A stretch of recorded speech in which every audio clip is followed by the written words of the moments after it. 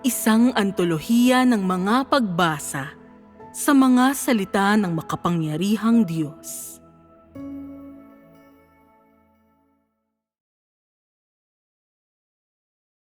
Binubuo ng dalawang pagkakatawang tao ang kabuluhan ng pagkakatawang tao.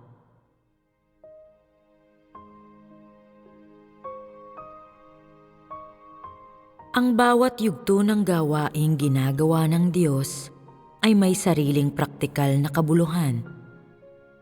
Noong una, nang pumarito si Jesus, siya ay lalaki. Ngunit sa pagkakataong ito, siya ay babae. Mula rito, makikita mo na nilikha ng Diyos ang kapwa lalaki at babae para sa kapakanan ng kaniyang gawain. At sa kanya ay walang pagkakaiba ang kasarian. Kapag dumarating ang kaniyang espiritu, maaari niyang kunin ang anumang uri ng katawang tao na gusto niya at maaari siyang katawanin ng katawang iyaon. Maging lalaki man o babae, maaari nitong katawanin ang Diyos hanggat ito ay kanyang nagkatawang taong laman. Kung si Jesus ay nagpakita bilang isang babae nang siya ay dumating, sa madaling salita, kung isang sanggol na babae at hindi isang lalaki ang ipinaglihi sa pamamagitan ng banal na espiritu, ang yugtong yaon ng gawain ay kapareho ding natapos. Kung gayon ang naging sitwasyon, ang kasalukuyang yugto ng gawain ay kailangan sanang kumplituhin ng isang lalaki. Ngunit pareho pa ring makukumpleto ang gawain. Ang gawaing ginawa sa alinmang yugto ay parehong makabuluhan. Hindi na ulit ang alinmang yugto ng gawain ni sumasalungat sa isa. Noon, nang ginagawa ni Jesus ang kaniyang gawain, siya ay tinawag na ang bugtong na anak na lalaki at tinutukoy ng anak na lalaki ang kasariang lalaki. Kung gayon, bakit hindi nababanggit sa yugtong ito ang bugtong na anak na lalaki? Ito ay dahil ang mga kinakailangan ng gawain ay nangangailangan ng pagbabago sa kasarian na iba mula roon kay Jesus. Para sa Diyos, walang pagkakaiba ang kasarian. Ginagawa niya ang kaniyang gawain ayon sa kagustuhan niya at sa paggawa ng kaniyang gawain, wala siya sa ilalim ng anumang mga pagbabawal, kundi natatanging malaya. Gayunpaman, ang bawat yugto ng gawain ay may sariling praktikal na kabuluhan. 2 beses na naging katawang tao ang Diyos at hindi na kailangang sabihin pa na ang pagkakatawang tao niya sa mga huling araw ang huling pagkakataon. Naparito siya upang ibunyag ang lahat ng kanyang mga gawa. Kung hindi siya naging katawang tao sa yugtong ito upang personal na gumawa para masaksihan ng tao, panghahawakan ng tao magpakailanman ang paniwalang lalaki lamang ang Diyos, hindi babae. Bago nito, naniwala ang buong sangkatauhan na maaari lamang maging lalaki ang Diyos at hindi maaaring matawag ang isang babae na Diyos, sapagkat itinuring ng buong sangkatauhan ang lalaki na may awtoridad sa itaas ng babae. Naniwala silang walang babae ang maaaring magkaroon ng awtoridad, kundi lalaki lamang. Higit pa rito, sinabi pa nila na lalaki ang ulo ng babae at dapat sumunod ang babae sa lalaki at hindi niya maaaring higitan ito. Sa nakaraan, nang sinabi na ang lalaki ang ulo ng babae, ito ay nakatuon kina Adan at Eva na nalinlang ng ahas, at hindi sa lalaki at babae na nilikha ni Jehovah noong pasimula.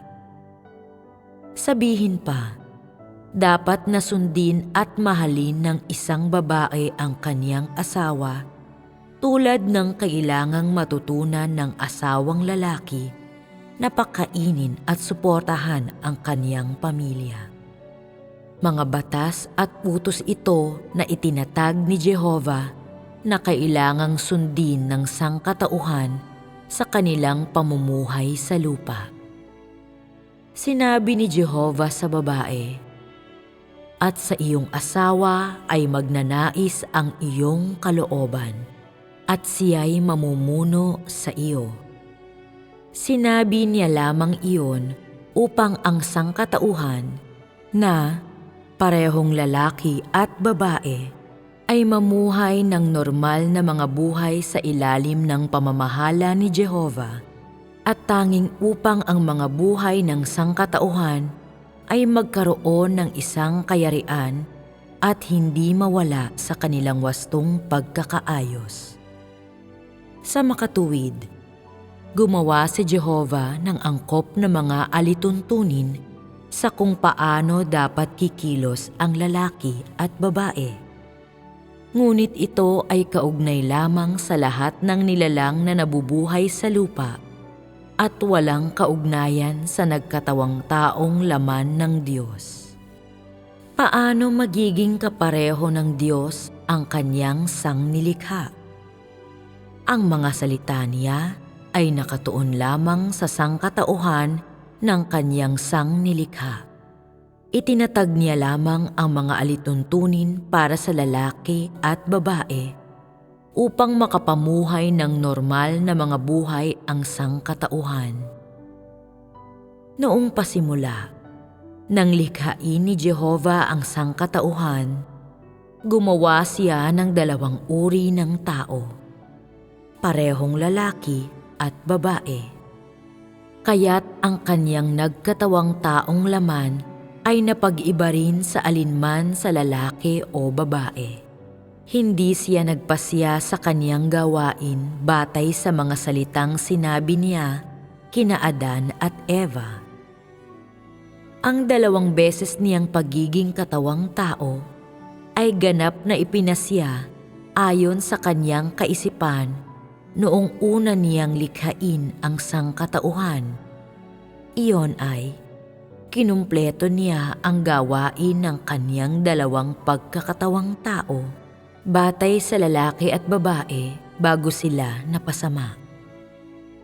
Kung kinuha ng sangkatauhan ang mga salitang sinabi ni Jehovah kina Adan at Eva, na nalinlang ng ahas at inilapat ito sa gawain ng pagkakatawang tao ng Diyos, hindi ba dapat din na mahalin ni Jesus ang kanyang asawa gaya ng nararapat niyang gawin?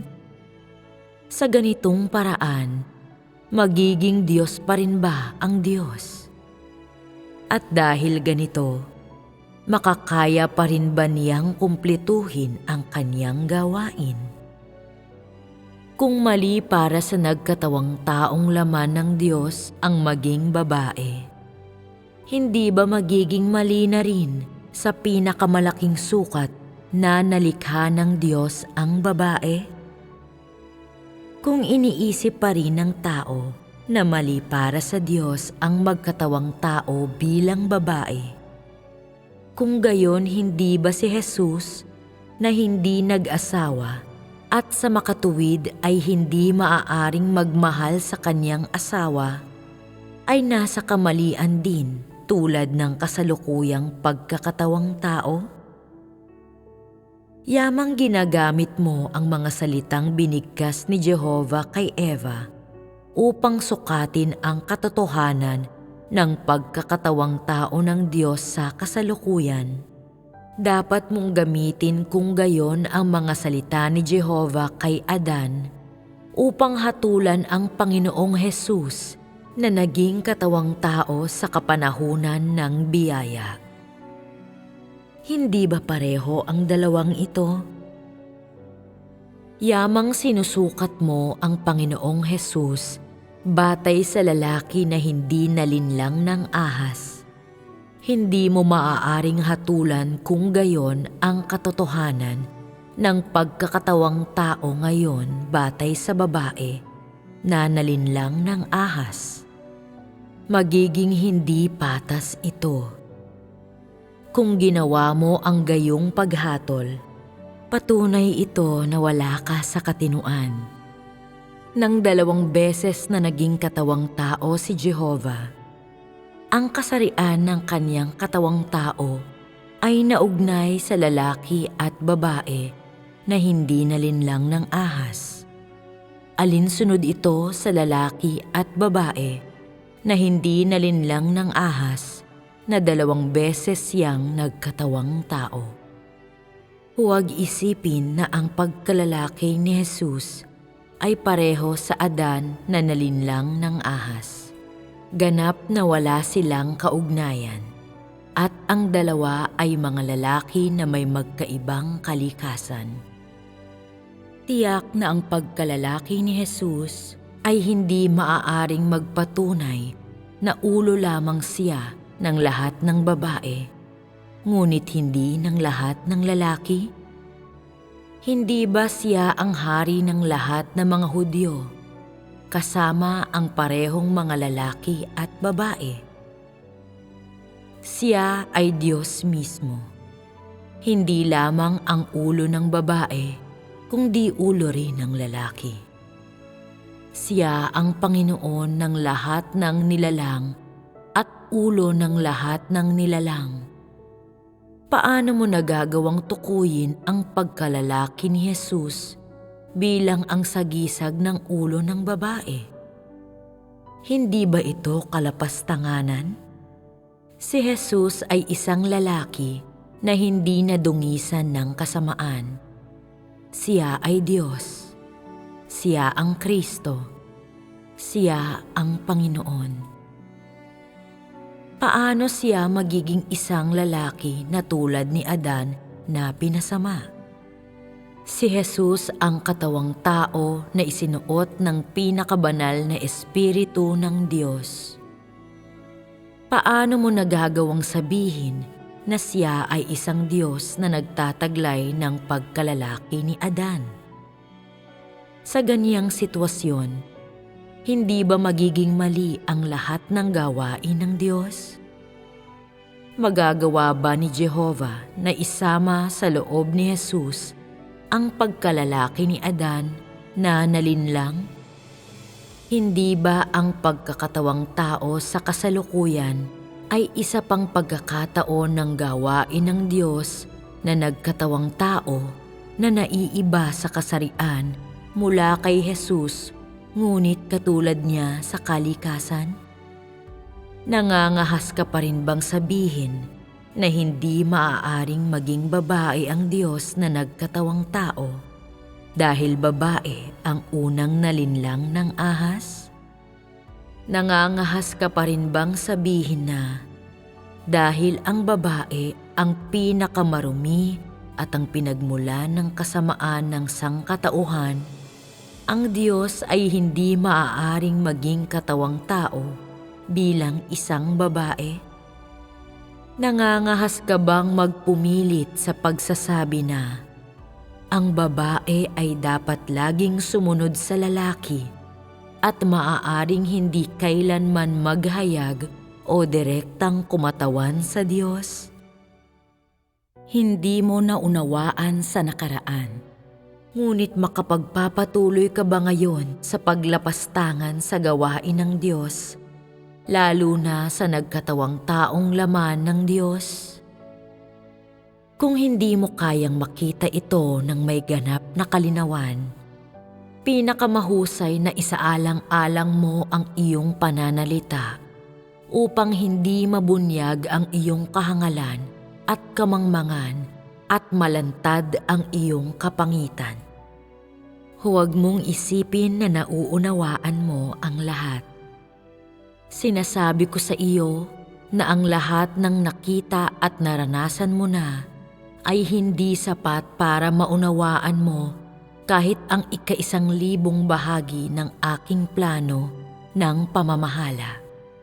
Kaya bakit kung kumilos ka ay labis na mapagmataas? Ang kakapiranggot na talento at ang kakaunting kaalaman mo ay hindi sapat para gamitin ni Jesus sa kahit 1 segundo lamang ng kaniyang gawain. Gaano ba talaga karami ang karanasan mo? Ang nakita mo at lahat ng narinig mo sa buong buhay mo at ang naguni-guni mo ay mas maliit kaysa sa gawain na ginagawa ko sa 1 saglit. Pinakamahusay na huwag kang mamintas at maghanap ng kamalian. Gaano ka man kaarogante, isa ka lamang nilalang na mas maliit pa sa langgam. Ang nakakarga mo sa iyong tiyan ay mas kaunti kaysa sa binubuhat ng langgam sa kaniyang tiyan. Huwag isipin na dahil nagkamit ka lamang ng ilang karanasan at pagiging nauna sa tungkulin, ay may karapatan ka ng kumumpas ng magaspang at magmayabang. Hindi ba bunga ng mga salitang nabigkas ko ang iyong karanasan at iyong pagiging nauna?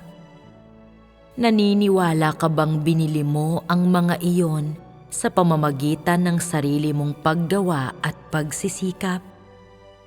Ngayon, nakikita mong ako ay naging katawang tao.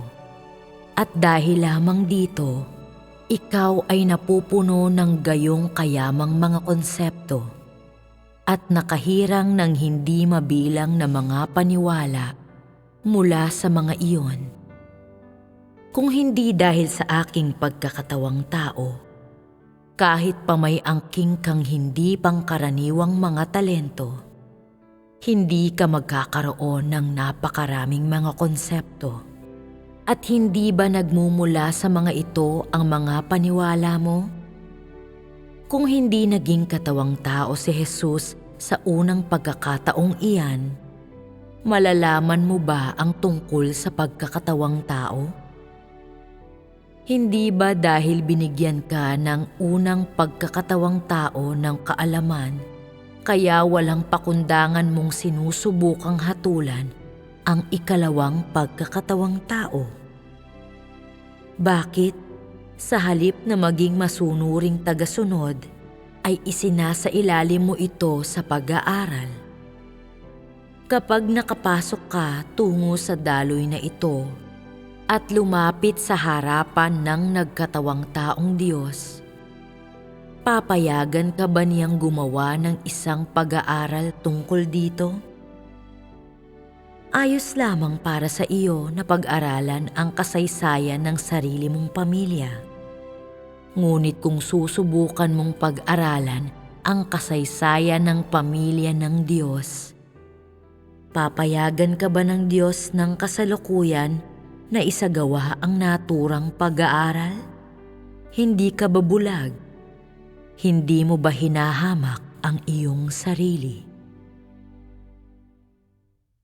Kung ang gawain ni Jesus ay nagawa lamang ng hindi pinupunan ng gawain sa yugtong ito ng mga huling araw, kung gayon, magpakailanmang panghahawakan ng tao ang paniwala na si Jesus lamang ang tanging anak na lalaki ng Diyos, iyon ay na may iisang anak na lalaki lamang ang Diyos. At ang sinumang susunod sa ibang pangalan ay hindi magiging ang tanging anak na lalaki ng Diyos. Mas lalong hindi ang Diyos mismo. May paniwala ang tao na sinumang nagsisilbi bilang handog para sa kasalanan o humahawak ng kapangyarihan sa ngalan ng Diyos at tumutubos sa lahat ng sangkatauhan ay ang tanging anak na lalaki ng Diyos. May ilang naniniwala na hanggat lalaki ang siyang dumarating, maaari siyang ituring na ang tanging anak na lalaki at kinatawan ng Diyos, at mayroon pang yaong mga nagsasabi na si Jesus ay ang anak na lalaki ni Jehovah, ang nag-iisa niyang anak na lalaki. Hindi ba ito isang seryosong kalabisan na paniwala ng tao? Kung ang yugtong ito ng gawain ay hindi ginawa sa huling kapanahunan, kung gayon, ang buong sangkatauhan ay matatalokbungan ng madilim na anino pagdating sa Diyos. Kung ganito ang sitwasyon, iisipin ng lalaki na mas mataas siya kesa sa babae, at hindi kailanman tataas ang tingin ng mga babae sa kanilang sarili, at wala ni isang babae ang maaaring maligtas. Palaging naniniwala ang mga tao na lalaki ang Diyos, at higit pa riyan ay lagi niyang hinahamak ang babae, at hindi niya ipagkakaloob sa babae ang kaligtasan. Kung ganito ang sitwasyon, hindi ba magiging totoo na lahat ng babae na nilikha ni Jehovah at napasama rin ay hindi kailanman magkakaroon ng pagkakataon na maligtas? Kung gayon, hindi ba magiging walang punto para kay Jehovah na nalikha ang babae? Iyan ay na nalikha si Eva? At hindi ba mapapahamak ang babae magpakailanman? Sa kadahilanang ito, ang yugto ng gawain sa mga huling araw ay kailangang isakatuparan upang mailigtas ang buong sangkatauhan. Hindi lamang ang babae, kundi ang buong sangkatauhan. Ang gawaing ito na ginawa alang-alang sa buong sangkatauhan ay hindi lamang ginawa para sa kapakanan ng babae. Kung mayroon mang nag-iisip ng kasalungat, kung gayon, higit silang mga hangal. Naisulong ng gawaing ginagawa sa kasalukuyan ang gawain ng kapanahunan ng biyaya. Iyan ay ang gawain sa ilalim ng buong 6,000 taong plano ng pamamahala ay nakasulong. Bagamat natapos na ang kapanahunan ng biyaya, nagkaroon ng pag-unlad sa gawain ng Diyos. Bakit paulit-ulit kong sinasabi na ang yugtong ito ng gawain ay nagtatayo sa ibabaw ng kapanahunan ng biyaya at ng kapanahunan ng kautusan? Nangangahulugan ito na ang gawain sa kasalukuyan ay pagpapatuloy ng gawaing ginawa sa kapanahunan ng biyaya at isang pagsulong doon sa ginawa sa kapanahunan ng kautusan. Ang tatlong yugto ay mahigpit na magkakaugnay, at ang bawat kawing sa kadena ay nakadugtong sa isa. Bakit sinasabi ko rin na ang yugtong ito ng gawain ay tumatayo roon sa ginawa ni Jesus? Kung sakaling hindi nakatayo ang yugtong ito sa gawaing ginawa ni Jesus, kakailanganin niyang maipakong muli sa yugtong ito. At ang gawaing pagtubos ng nakaraang yugto ay kailangang ulitin muli.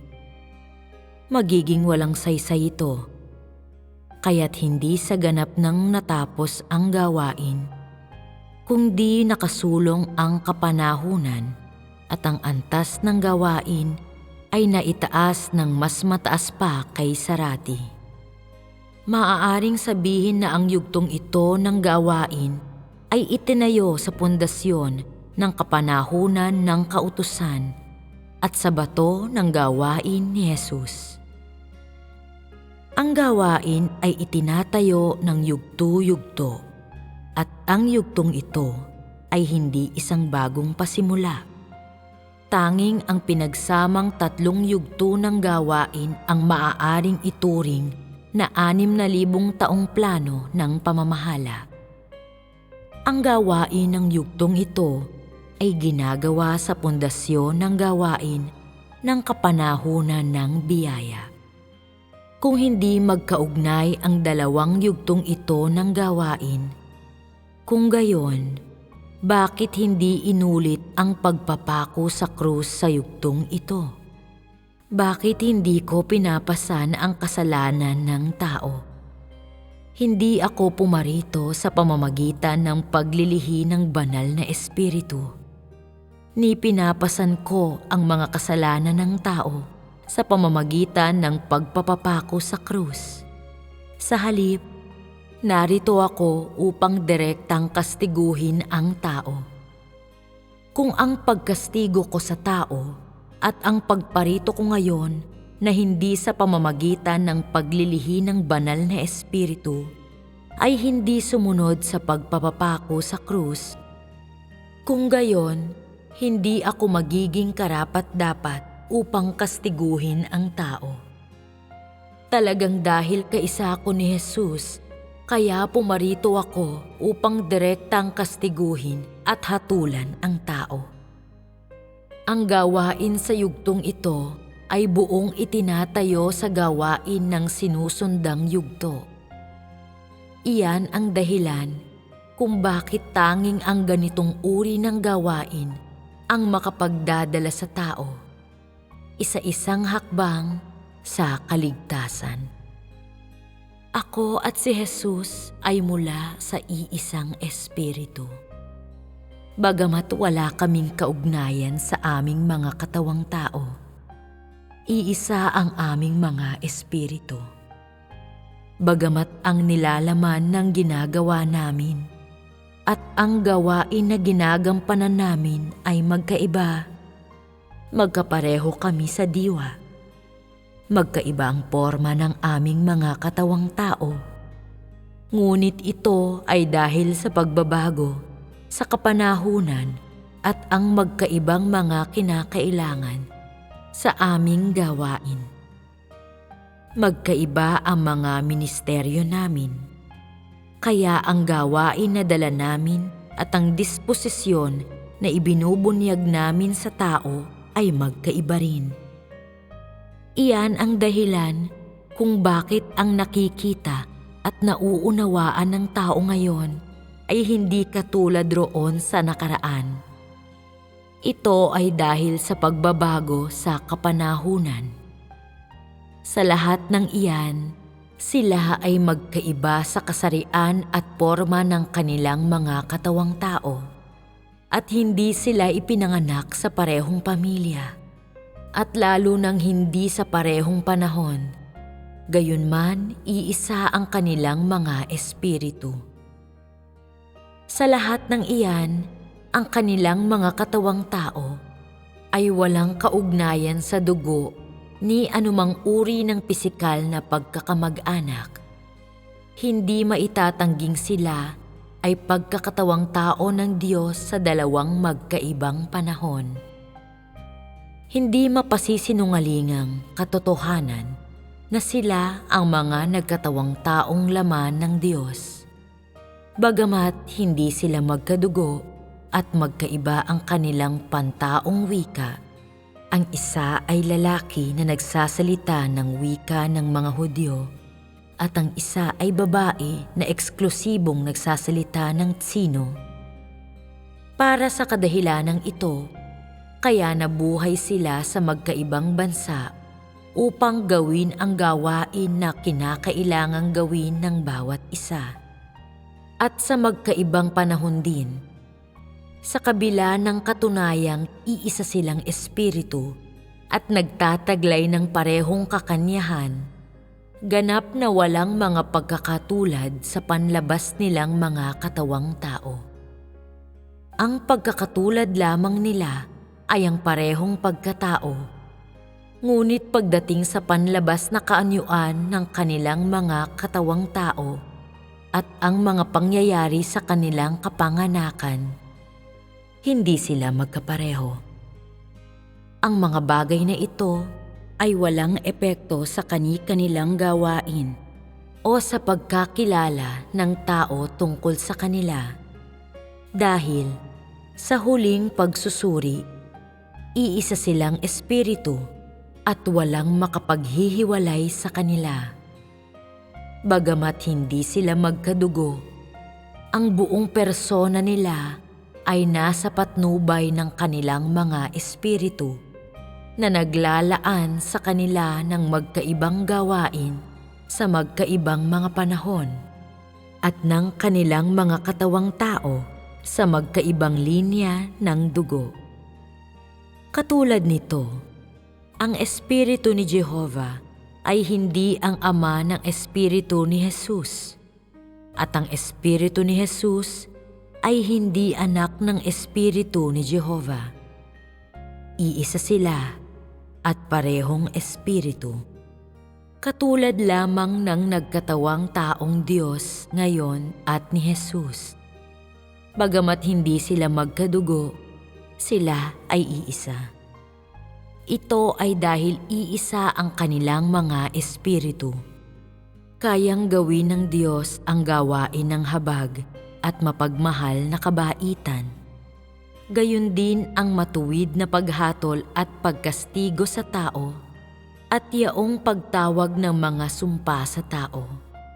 At sa katapusan, kaya niyang gawin ang gawain ng pagwasak sa mundo at pagpaparusa sa masama. Hindi ba niya ginagawa mismo ang lahat ng ito? Hindi ba ito ang pagkamakapangyarihan sa lahat ng Diyos? Na kaya niya ang parehong pagpapatupad ng mga batas para sa tao at pagbibigay sa kanya ng mga kautusan. At nakaya rin niyang pamunuan ang mga sinaunang Israelita upang makapamuhay sa lupa at patnubayan sila sa pagtatayo ng templo at mga altar. Hinahawakan ang lahat ng Israelita sa ilalim ng kanyang dominyon. Sa pagsalalay sa kanyang autoridad, namuhay siya sa lupa kasama ang mga mamamayan ng Israel sa loob ng 2,000 taon. Hindi nangahas ang mga Israelita na magrebelde laban sa kanya. Iginalang ng lahat si Jehovah at sinunod ang mga kautusan niya. Ito ang gawain na ginawa sa pagsalalay sa kanyang autoridad at sa kanyang pagkamakapangyarihan sa lahat. Pagkatapos nito, noong kapanahunan ng biyaya, dumating si Jesus upang tubusin ang buong natisod na sangkatauhan at hindi lamang ang mga Israelita. Nagpakita siya ng awa at mapagmahal na kabaitan sa tao. Ang Jesus na nakita ng tao sa kapanahunan ng biyaya ay puno ng mapagmahal na kabaitan at laging mapagmahal sa tao, sapagkat naparito siya upang iligtas ang sangkatauhan mula sa kasalanan. Nakaya niyang patawarin ang mga tao sa kanilang mga kasalanan hanggang sa ganap na tinubos ng pagkakapako niya sa krus ang sangkatauhan mula sa kasalanan. Sa panahong ito, nagpakita ang Diyos sa tao na may awa at mapagmahal na kabaitan. Iyon ay, naging handog siya para sa kasalanan ng tao at naipako sa krus para sa mga kasalanan ng tao upang maaari silang mapatawad magpakailanman. Siya ay maawain, mahabagin, matiisin at mapagmahal. At hinangad rin ng lahat ng sumunod kay Jesus sa kapanahunan ng biyaya ang maging matiisin at mapagmahal sa lahat ng mga bagay. Matiisin sila at hindi kailanman lumaban kahit na sinaktan, isinumpa o binato. Ngunit sa panahon ng huling yugto, hindi na maaaring maging ganito. Katulad nito, kahit na iisa ang kanilang mga espiritu, Ang gawain ni Jesus at Jehovah ay hindi ganap na magkapareho. Ang gawain ni Jehovah ay hindi upang tapusin ang kapanahunan, kundi upang gabayan ito at ihatid ang buhay ng sangkatauhan sa lupa. Gayunpaman, ang gawaing ginagawa ngayon ay upang lupigin yaong mga nasa bansang hentil na lubos na masama at pamunuan hindi lamang ang pamilya ng Tsina, kundi ang buong sansinukob. Maaaring sa tingin mo ay sa Tsina lamang ginagawa ang gawaing ito. Ngunit sa katunayan, nag-umpisa na itong lumaganap sa ibang bansa. Bakit mulit-muli ay hinahanap ng mga banyaga ang tunay na daan? Iyan ay dahil nag-umpisa na ang Espiritu na gumawa at ang mga salita na binibigkas ngayon ay nakatuon sa mga tao sa buong sansinukob. Dahil dito, kalahati ng gawain ay nagaganap na. Mula sa paglikha ng mundo hanggang sa kasalukuyan, pinakilos ng Espiritu ng Diyos ang dakilang gawaing ito. At bukod dito, ay gumawa ng iba't ibang gawain sa iba't ibang kapanahunan at sa iba't ibang bansa. Nakikita ng mga tao ng bawat kapanahunan ang ibang disposisyon niya na likas na nabubunyag sa pamamagitan ng ibang gawain na ginagawa niya. Siya ay Diyos, puno ng awa at mapagmahal na kabaitan. Siya ang handog para sa kasalanan ng tao at ang pastol ng tao. Ngunit siya rin ang paghatol, pagkastigo at sumpa ng tao. Nakaya niyang pamunuan ang tao upang mabuhay sa lupa sa loob ng 2,000 taon. At nakaya rin niyang tubusin ang masamang sangkatauhan mula sa kasalanan. Ngayon, kaya rin niyang lupigin ang sangkatauhan na hindi nakakakilala sa Kanya. At sanhiing magpatira pa sila sa ilalim ng kanyang pagkasakop upang ang lahat ay lubusang magpasakop sa kanya. Sa katapusan, susunugin niya ang lahat ng marumi at hindi matuwid sa kalooban ng mga tao sa buong sansinukob upang ipakita sa kanila na hindi lamang siya isang maawain at mapagmahal na Diyos, hindi lamang Diyos ng karunungan at mga kababalaghan, hindi lamang isang banal na Diyos, kundi higit pa rito, isang Diyos na humahatol sa tao. Sa mga masasama sa gitna ng sangkatauhan, siya ay pagsunog, paghatol, at parusa. Sa mga gagawing perpekto, siya ay kapighatian, pagpipino, at pagsubok, pati na rin kaaliwan, pagpapanatili, pagkakaloob ng mga salita, pakikitungo, at pagpupungos. At sa mga natanggal, siya ay kaparusahan at maging kagantihan. Sabihin mo sa akin, hindi ba makapangyarihan sa lahat ang Diyos? Kaya niya ang anuman at lahat ng gawain. Hindi lamang ang pagpapapako sa krus na tulad ng nasa isip mo. Masyadong mababa ang tingin mo sa Diyos. Naniniwala ka ba na ang tanging kaya niya ay tubusin ang buong sangkatauhan sa pamamagitan ng kanyang pagpapapako sa krus at wala ng iba? At pagkatapos niyan, ay susundan mo siya sa langit upang makakain ng bunga mula sa puno ng buhay at makainom mula sa ilog ng buhay? Ganyan kaya kasimple ito?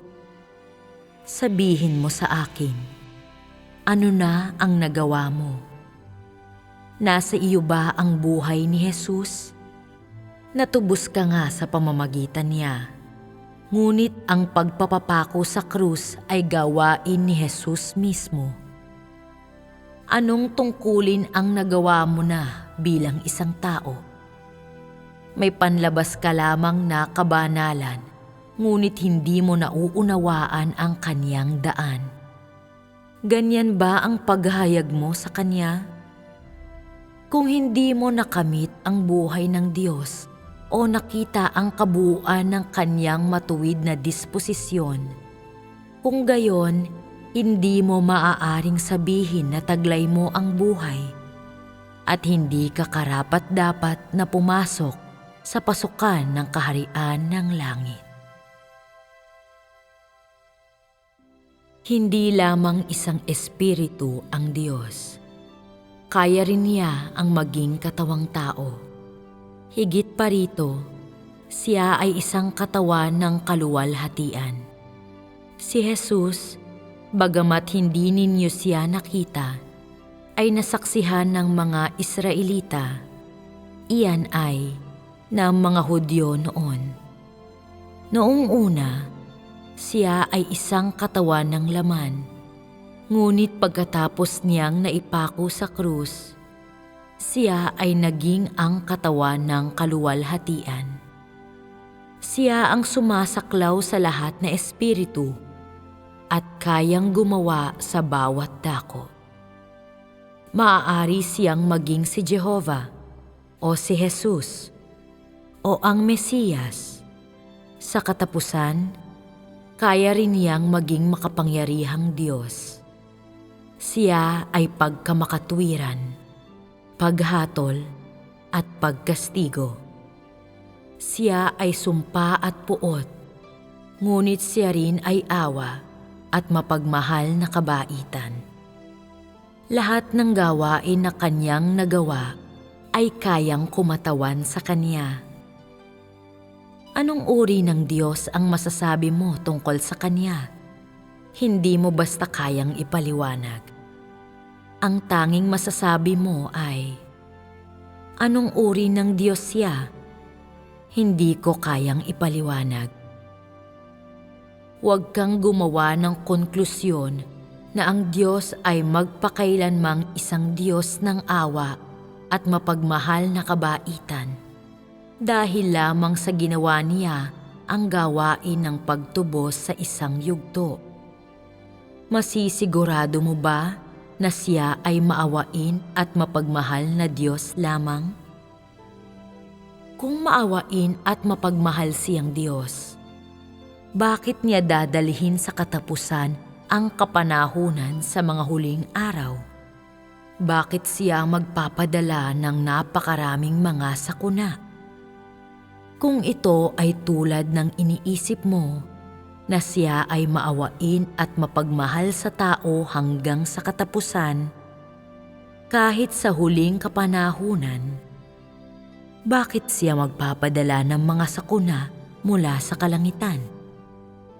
Kung minamahal niya ang tao na tulad ng kanyang sarili at tulad ng kanyang nag-iisang anak na lalaki, bakit siya magpapadala ng mga salot at ulan na yelo mula sa kalangitan? Bakit niya hinahayaan ang tao na magdusa ng tagutom at mga salot? Bakit niya hinahayaan ang tao na magdusa ng mga sakunang ito? Kung anong uri ng Diyos siya, wala ni isa sa inyo ang nangangahas na magsabi at walang may kakayahang magpaliwanag. Masisigurado mo ba na siya ang Espiritu? Nangangahas ka bang sabihin na siya ang katawang tao ni Jesus at wala ng iba? At nangangahas ka bang sabihin na siya ay isang Diyos na mapagkailanmang mapapako sa krus para sa kapakanan ng tao?